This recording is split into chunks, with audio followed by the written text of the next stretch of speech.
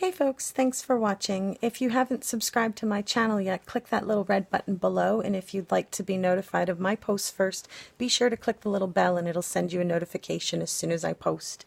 Also, if you like this video, give it a little thumbs up. Okay, so the Bruce McArthur case, kind of interesting that they've found a neighbor that had come forth that had done some babysitting that was alienated or forbidden to go into the garage or the basement. Also the rock that seems to have been in the front yard and it was not there before. I think that that's kind of interesting, and I hope that they do some, checking of the ground that's underneath there to see, like, they have certain tools and stuff that they can use to see if there's been any disturbed ground under there, or if there is something that is hidden or buried there, they'll be able to see certain things with their equipment. So I'm sure that they will do a little bit more investigating of that, and I'm excited to see what's going to happen in court tomorrow for him.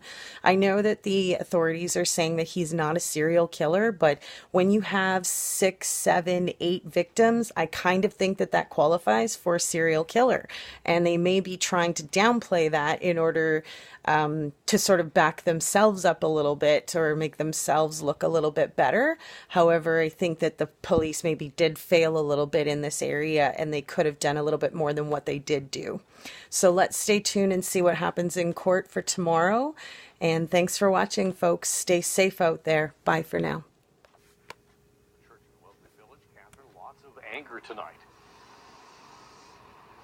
Yeah, and Alan, this is a community that is already grieving. Now, some feel they are being blamed for not doing more to help police solve the case of the missing men.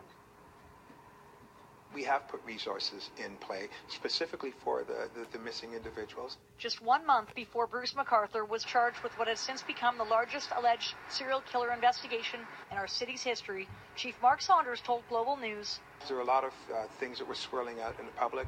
The fact that there was a serial killer that was out there, the evidence does not point to that. The evidence does not suggest that. Now the chief is defending this service, telling the Globe and Mail the case could have been solved sooner. Quote, "We knew that people were missing, and we knew that we didn't have the right answers, but nobody was coming to us with anything."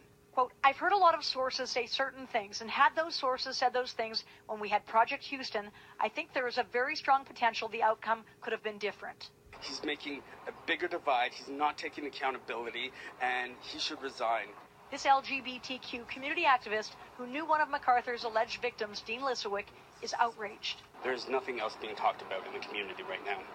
We are angry, we are pissed, and we are disgusted by the excuses they're using on the negligence that they have practiced on our community. Don't blame the community for it. It was the police officer that did not take this case very seriously. George DaCosta says he met Bruce McArthur on the online dating app Grindr last spring. McArthur telling him he liked shorter Mediterranean men. DaCosta ignored the 66-year-old's invitation. What did he say he wanted to do?